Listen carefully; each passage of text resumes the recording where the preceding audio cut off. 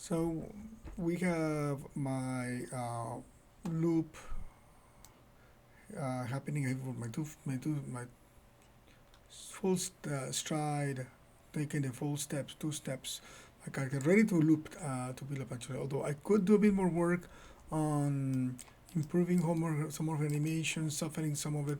Maybe get a bit more follow through on the arms and the hands, add a bit more animation to the fingers, doing some more subtleties on the head and the neck. Um, I'm going to just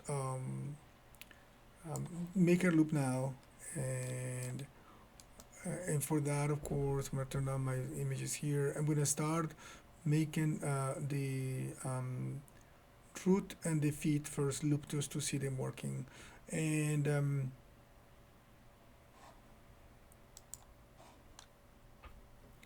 so let me just select my objects here. I'm gonna start with those three. Before I do the looping, I want to verify that they all have keyframes, especially in the last frame and the first frame. I can verify that in the loop sheet and even more precisely in my graph editor. It's important for them to have keys because if not, the feet especially are going to look very, very weird. So I'm going to confirm that they have all keyframes there. So with that, I'm going just to turn on my infinity. I already had it turned on, so just check on your view infinity. Make sure you show results is checked on as well. That way you can see it. And we are going to create for the feet and the root. We're going to create a post infinity cycle with offset because we want them to be cycling that way. I'm going to create a pre-infinity as well. Pre-infinity cycle with offset.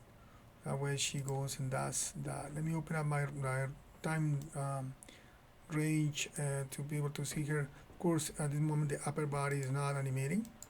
So she goes and plays and then she continues doing. There is a little glitch that's happening on the foot at this moment.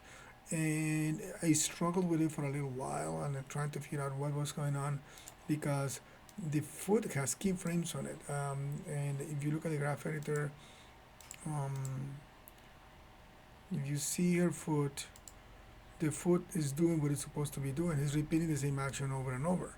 So it shouldn't be doing that.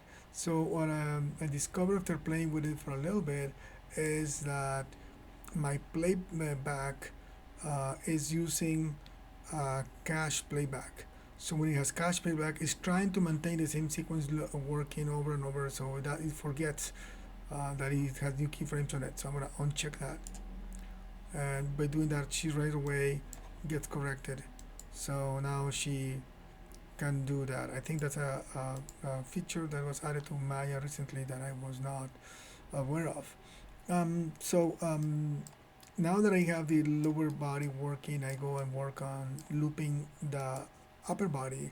I normally grab from the outside inwards the controllers that I keyframed, including the clavicle, of course. I'm gonna go grab here hand, wrist, elbow, shoulder, and clavicle. Not that. Let's make sure I go around, click on the right one. That one. And make sure I turn off geometry and joints here. I don't want to select those by accident. And I go down from the head. Of course, I have not animated eyes, so I should maybe think of doing animated eyes. I didn't do the neck. I'm gonna click it on it anyways. I'm gonna click on the shoulder box and the FK spine controllers. And I also animated the box on the root.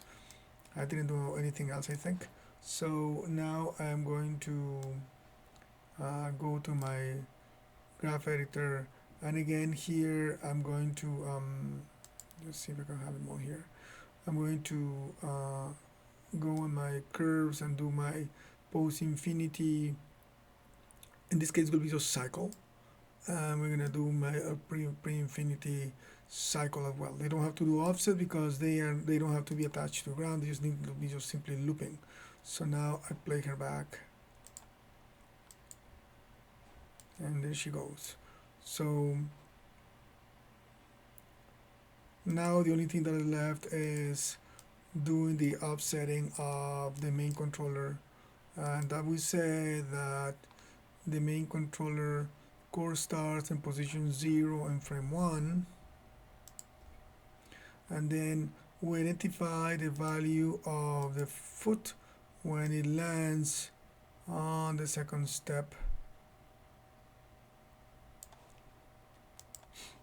In this case, the value is 180, but then I put a keyframe at the moment when the full stride is complete, meaning when this one goes back to the final.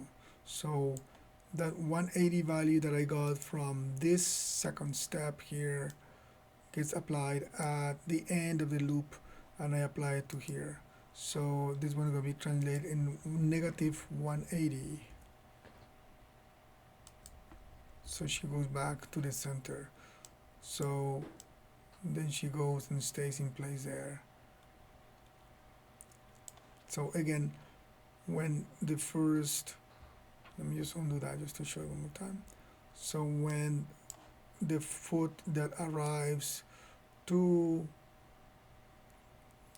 the landing position, right when she has taken the whole full first step actually, you take the value from that foot, negative 180, and then you let it continue while that foot's still on the ground on the same spot. At the end of the full loop, the value is still the same.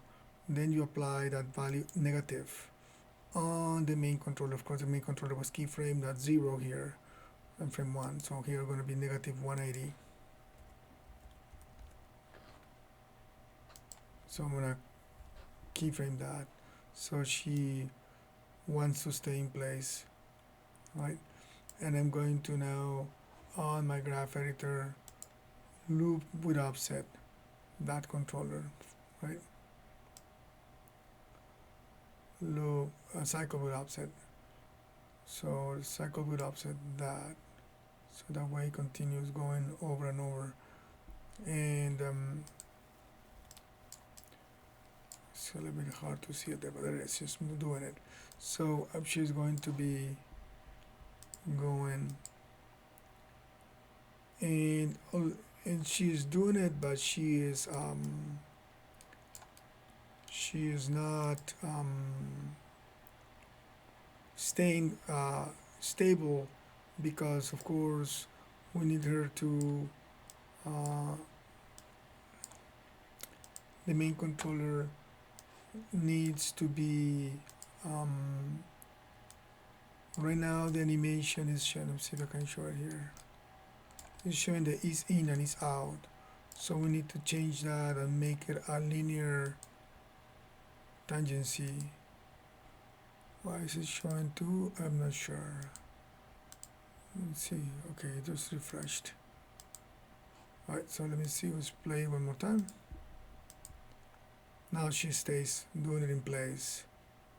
If you want her to be while she's moving, and you want the ground plane to be matching her, let me just make the ground plane here large so that we can make the effect visible. I'm going to move her ground plane here, and that is because if you want to do the ground plane, just keep it a bit shorter there, maybe more like that. Make her look that she is walking in place or walking on. The camera has to stay with her, but the ground plane is moving, so she's not sliding her feet. I'm gonna put the ground plane right there. I'm gonna make that ground plane a child of the main controller. So just parent that. So now if I put my camera here, I'm gonna turn on my wireframe on shaded here so we can see the ground plane moving. And now I can play back. So you see her moving, and the plane is going with her. It makes you feel about more believable. Now, the key element now is that I know my loop takes 25 frames, but actually it's 24 because the 25th frame is exactly the same as frame 1. So that means that, and if you can look at my graph editor, I can try recognizing that. So you see my loop happening there, and then of course it repeats again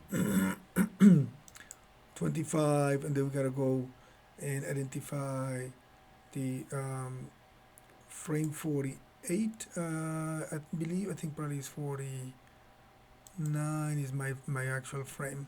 I'm trying to look at this keyframe here matching there, right? So frame 49 would be my full loop. If you want to render more words, you can do the math and then add 24 frames to that, right? Um, so you can have, the next step somewhere here. I'm gonna just keep it at frame to 49 right now. So if I go frame 49, right now, if I play her back, she should be uh, looping, walking. At least her walk is looping. The the ground plane is not, and that would be a little bit of a planning so that my lines match, the scale of the lines or the position of the lines match perfectly with the feet. That's a different story for us to do. But that is pretty much it. When I say aligning the lines is knowing that, for example, there's going to be a line here that, let's say, I'm changing the scale here. So I'm going to just make a line that is on the foot in frame 1. So I know that in frame 24, the line is I'm gonna want to have another line matching there. So that way it makes it easier for me to calculate it. So it's a matter of just making the model match your steps. All right, I'm gonna leave it there for now, and hopefully you'll have, of course, the chance to continue improving and softening your walk cycle.